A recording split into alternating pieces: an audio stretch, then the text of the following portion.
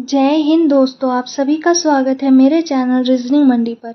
तो आज की वीडियो में हम लोग रीजनिंग के कुछ इम्पॉर्टेंट क्वेश्चन पढ़ेंगे जो आपके आरआरबी 12th लेवल एग्ज़ाम और साथ ही साथ एसएससी एमटीएस एग्ज़ाम के मोस्ट इम्पॉर्टेंट क्वेश्चन का कलेक्शन है।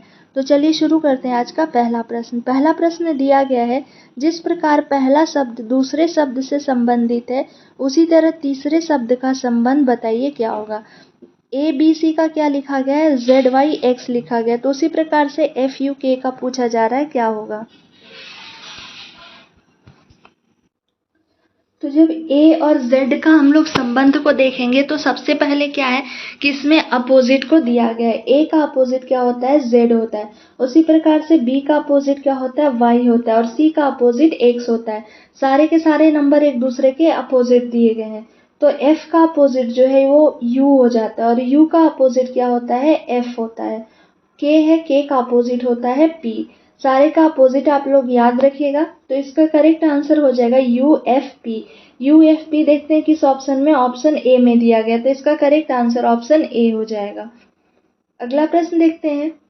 अदालत का जो संबंध न्याय से है वही संबंध बताना है विद्यालय का क्या होगा। तो अदालत में हमें क्या मिलता है, तो न्याय मिलता है। उसी प्रकार से विद्यालय में क्या मिलेगा, तो ऑप्शन को देखते हैं। ऑप्शन में दिया गया है अध्यापक है, शिक्षा है, छात्र है और कक्षा है। तो अदालत से जब हमें न्याय मिलता है तो विद्यालय से हमें क्या मिलेगा, शिक्षा मिलेगा। इसका करेक्ट आंसर हो जाएगा ऑप्शन बी करेक्ट होगा, शिक्षा मिलता है। अगर कोई व्यक्ति का बात यहाँ दिया रहता है, यदि जज दिया हुआ रहता या फिर इस स्थान पे आपका वकील दिया हुआ रहता, तो इस स्थान पे अध्यापक को हम लोग लगा सकते थे। लेकिन विद्यालय यहाँ न्याय में है, तो विद्यालय से हमें क्या मिलता है, एक सुपक्ष के रूप में, तो वो हो जाएगा शिक्षा। अगला प्रश्न है, यदि d इक्वल टू क्या दिया गया है, 4 दिया गया है। COVER इक्वल टू क्या दिया गया है, तो 63 है। तो उसी प्रकार से बेसिस का बताना है कि क्या होगा। तो देखिए ये जो नंबर दिए गए हैं वो अल्फ़ाबेट है। सबसे पहले अल्फ़ाबेट को किस में लिखा गया है, तो अल्फ़ाबेट को नंबर में लिखा गया है। तो कहीं ना कहीं ये उसके स्थान से संबंधित होंगे। जैसे ए का स्थान क्या होता है, 1 होता है, बी का क्या होता है, 2 होता है, सी का 3 होता है। उसी प्रकार से क्योंकि देखिए डी का क्या दिया गया, 4 है। तो सबसे पहले हम लोग कवर का भी चेक कर लेंगे कि इसका सारे के सारे अल्फ़ाबेट में जो स्थान होते हैं उसी स्थान को जोड़कर लिखा गया है या क्या है। तो सी का क्या होता है, सी का हो जाता है 3। उसी प्रकार से ओ है, ओ का क्या हो जाता है, ओ आता है 15वें नंबर पे, तो क्या लिख देंगे 15। उसके बाद वी दिया गया, तो वी का क्या होता है, टी का 20 हो गया, यू वी यानी कि 22 हो जाएगा। फिर ई दिया गया है, तो ई का आता है 5, तो 5 लिख देंगे। आर है, आर का कितना होता है, आर का हो जाता है 18। अब इन सारे नंबर्स को जो जो आए हैं उसके एक बार ऐड करते हैं। तो 8 और 5 13, 13 2 25, 25 और 5 20 और 3 क्या हो गया, 23 हो गया। 3 2 बचा, रिमाइंडर 2 1 3, 3 2 5, 5 1 6। यानी कि जब ये सारे अंक को जोड़ रहे हैं तो जोड़ने पे क्या प्राप्त हो रहा है, 63 प्राप्त हो रहा है। तो उसी प्रकार से बेसिस के जो भी स्थान होते हैं इसमें जितने भी दिए गए हैं उन सारे को क्या करेंगे, एक बार लिखेंगे, लिखकर उन्हें ऐड करेंगे, ऐड करके फिर सारे नंबर्स को लिख देंगे। तो बी है, बी का आपका कौन से स्थान पे आता है, तो बी आता है दूसरे नंबर पे। उसी प्रकार से ए कितने नंबर पे आता है, 1 नंबर पे आता है। अब एस की बात करें तो एस कितने नंबर पे आता है, 19 पे आता है। प्लस आई है, आई का आपका हो जाता है 9, और फिर एस है, एस का क्या हो जाएगा, 19 हो जाएगा। अब इन सारे नंबर्स को ऐड करते हैं, तो 19 और 19 ये दोनों को जोड़ेंगे तो क्या हो गया, 38। 38 और ये 2 कितना हो गया, 40 हो गया। 40 और 1 41 हो जाएगा, 41 और ये 9 50 हो जाएगा। ये सारे नंबर्स को जब जोड़ रहे हैं तो 50 आ रहा है, तो इसका करेक्ट आंसर 50 हो जाएगा। ऑप्शन ए में दिया गया है, करेक्ट आंसर ऑप्शन ए हो जाएगा 50। अगला क्वेश्चन देखते हैं। अगला क्वेश्चन दिया गया है, मोस्ट इंपॉर्टेंट क्वेश्चन है ये भी। हमेशा एक क्वेश्चन जो है डायरेक्शन से पूछे जाते हैं। तो प्रश्न में है, यदि एक आदमी 2 किलोमीटर किस डायरेक्शन में चल रहा है तो पूर्व चलने के बाद वह बाएं की ओर मुड़कर 2 किलोमीटर तथा फिर बाएं मुड़कर 2 किलोमीटर चलता है तो उसका मुख किस दिशा में है। तो सबसे पहले ऐसे प्रश्नों को सॉल्व करने के लिए डायरेक्शन को हम लोग ज्ञात करते हैं। तो ऊपर का जो डायरेक्शन होता है वो क्या कहलाता है, उत्तर होता है। नीचे की ओर जो होते हैं वो कहलाते हैं दक्षिण, और ये जो डायरेक्शन होता है पूरब होता है, इधर डायरेक्शन आपका क्या हो गया, पश्चिम हो गया। अब ठीक इसी प्रकार से चलेंगे, कह रहे कि 2 किलोमीटर पूर्व, तो पूर्व यानी कि इस स्थान पे अगर वो खड़ा है तो 2 किलोमीटर इसका इस डायरेक्शन में क्या हो गया, पूर्व।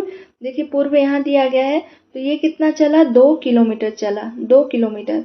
अब नेक्स्ट क्या करे कि वह बाईं ओर जा रहा है, तो जब वो इधर जाएगा पूर्व की ओर, जब वो जा रहा है तो उसका बाईं ओर कौन सा होगा, ऊपर की ओर होगा। ठीक है, बाईं ओर कौन सा होगा, ऊपर। आप इस स्थान पे भी देखिएगा, आप खुद को पूर्व साइड में रख के देखिएगा कि आपका बायां कौन सा होगा, तो बायां आपका हो जाएगा ऊपर की ओर। ये भी सेम आपका दिया गया है कि 2 किलोमीटर चला है, तो इसे भी हम लोग 2 किलोमीटर लिख देते हैं। फिर कह रहा है कि फिर बाएं मुड़कर 2 किलोमीटर चला। जब ऊपर की ओर जब जाएगा तो आपका बायां उसका बायां होगा, आपका दाहिना उसका दाहिना होगा। अब बाएं फिर से 2 किलोमीटर चल रहा है, यानी कि इस डिस्टेंस के इक्वल, क्योंकि ये भी 2 किलोमीटर है, तो इससे हम लोग इस स्थान पे पहुंच गया। ये कितना पहुंचा है, ये भी है 2 किलोमीटर। सारे में वो 2-2 किलोमीटर के डिस्टेंस को कवर कर रहा है। अब क्या कह रहा है कि उसका मुख किस दिशा में है, मुख पूछ रहा है कि कहाँ है। तो देखिए वो जब इस स्थान पे खड़ा है, इस स्थान पे जब है तो इस डायरेक्शन में कौन सा हो जाता है, इस डायरेक्शन में देखिए क्या है, पश्चिम दिया गया है। इधर कौन सा डायरेक्शन है, पश्चिम। तो इसका करेक्ट आंसर क्या हो जाएगा, ऑप्शन बी करेक्ट हो जाएगा, पश्चिम।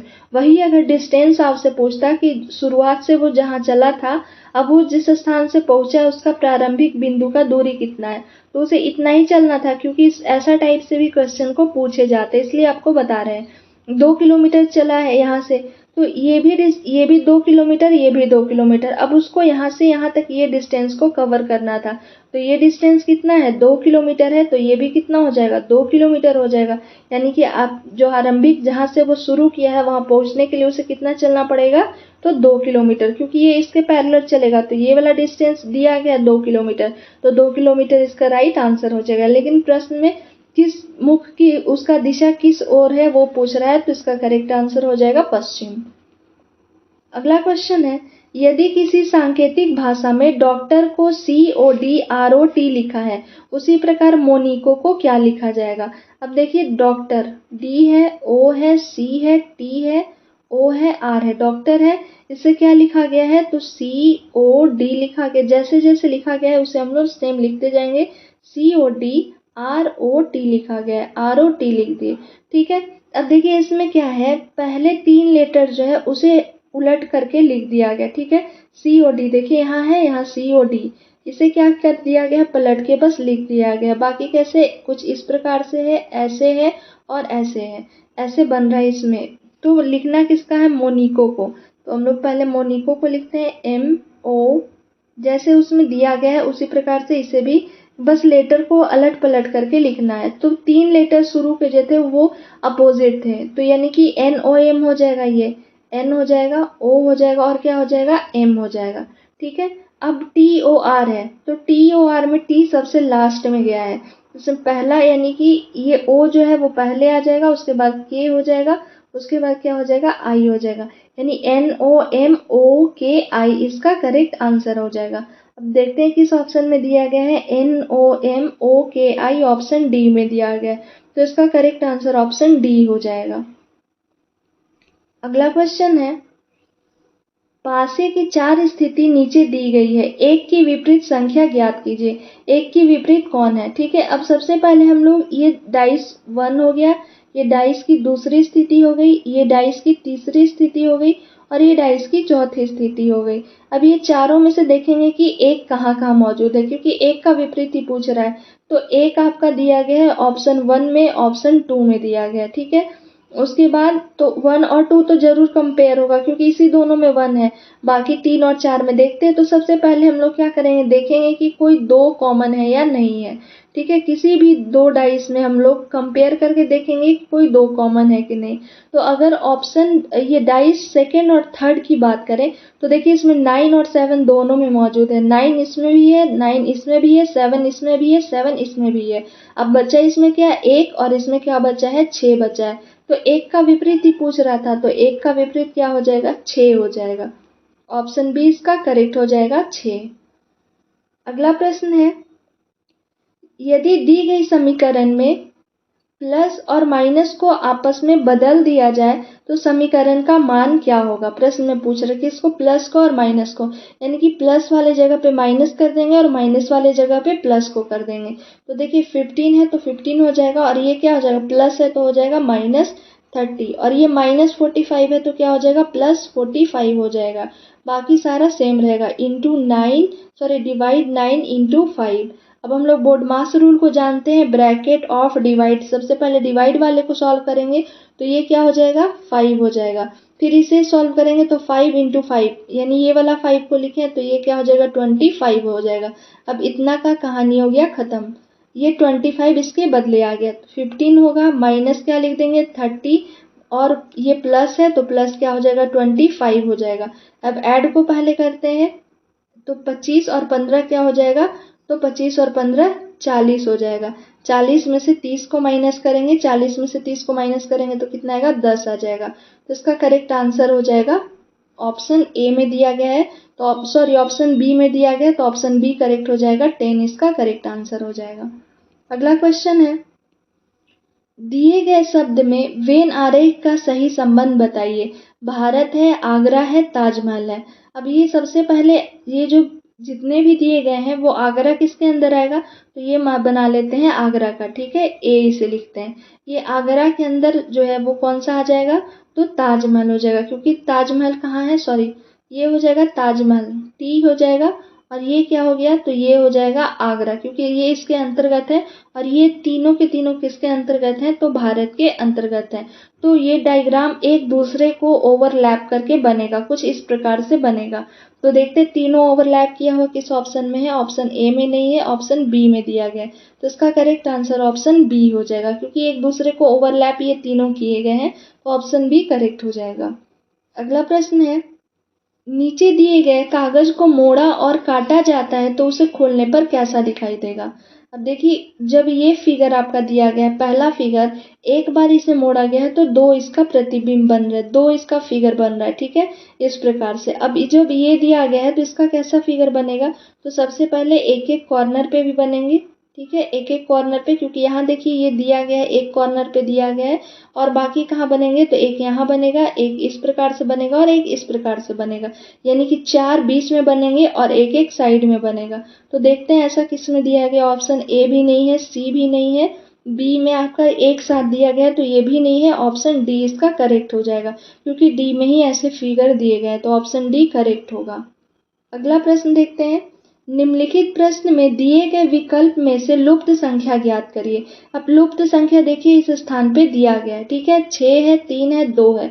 अब इसे हमें 20 लाना है, तो इसमें पैटर्न्स को समझते हैं। क्या किया गया है कि 6 और 3 को आपस में मल्टीप्लाई किया गया है, तो 6 3 को मल्टीप्लाई करेंगे तो कितना हो जाएगा 18, 18 और 2 ऐड कर दिया गया, तो 18 और 2 कितना हो जाएगा 20। उसी प्रकार से देखिए इसमें 8 गुने 4 32 हो जाएगा और 32 में से 8 को ऐड करेंगे तो क्या हो जाएगा 40 हो जाएगा।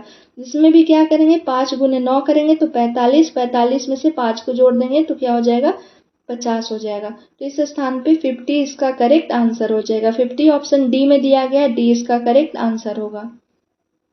तो ये आपके कुछ इंपॉर्टेंट 10 क्वेश्चन थे रीजनिंग के, जो कई बार एग्जाम में पूछे जा रहे हैं। तो ये सारे के सारे पैटर्न को आप लोग ध्यान में रखिएगा और ज़्यादा से ज़्यादा क्वेश्चन रीजनिंग का बनाने का कोशिश करें, ताकि प्रैक्टिस से क्या होगा, जितने भी आपके नए नए पैटर्न आएंगे एग्जाम में आप उसे आसानी से सॉल्व कर पाइएगा।